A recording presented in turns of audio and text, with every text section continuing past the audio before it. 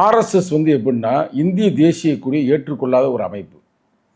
இன்னைக்கு வந்து 100 ஆண்டு விழா கொண்டாடுதுன்னா 100 ஆண்டுகளாக உலகத்திலே ஒரு கட்டமைப்பான ஒரு அமைப்பு எப்படின்னா ஆர்எஸ்எஸ். அதில் மாற்று கருத்து இல்லை.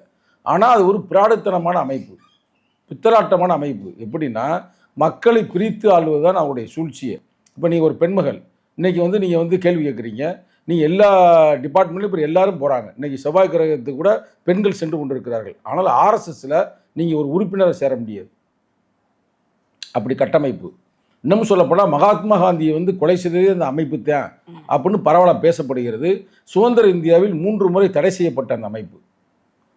தடை செய்த பிறகு கூட வந்து அவங்க அண்டர்டேக்கிங் லெட்டர் கொடுக்குறாங்க. நாங்கள் இனிமேல் வந்து இந்தியாவுடைய தேசிய கொடியை மதிப்போம், அதேமாதிரி இந்திய தேசிய கீதத்தை மதிப்போம் அப்படிலாம் சொல்லிட்டு தான் அவங்க வந்து திருப்பி வந்து தடை நீக்கப்படுகிறது சர்தார் வல்லபாய் பட்டேல் மூலமாக. அப்போ அவருடைய சித்தாந்தமே தான் சனாதானம். இந்த சனாதானத்தை சொல்வதற்காக தான் இந்த வரலாறு புறம் சொல்கிறேன்.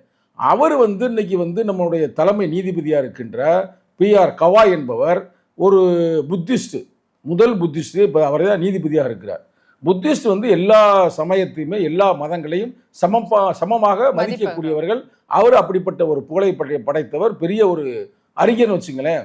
அவருடைய தந்தையாரும் ஒரு பெரிய வழக்கறிஞர், பெரிய நீதிபதியாக இருந்தவர் தான். இன்னமும் சொல்லப்போனால் அவர் புரட்சி அம்பேத்கருடைய உண்மையான சீடர். அவர் இப்போ நீ பார்த்தீங்கன்னா தெரியும், நீதிமன்றத்தில் சிறப்பான நீதி எல்லாம் வழங்கி கொண்டு நிறைய வழக்குகளுக்கு வந்து தீர்ப்புகளை வழங்கி கொண்டிருக்கிறார். யாருக்கும் பயப்பட மாட்டார் சங்கிகளுக்கு. இப்போ சங்கிகளுடைய ஆட்டம் ஆடினாலும் கூட இன்னைக்கு அதற்கு ஏற்பாக நம்ம இந்தியா வந்து அவ்வளோ கட்டமைப்பான ஒரு இயற்கை பூமி தானே இந்தியா. ஆனால் ஒரு நீதிபதி நமக்கு கிடைத்திருக்கிறார்.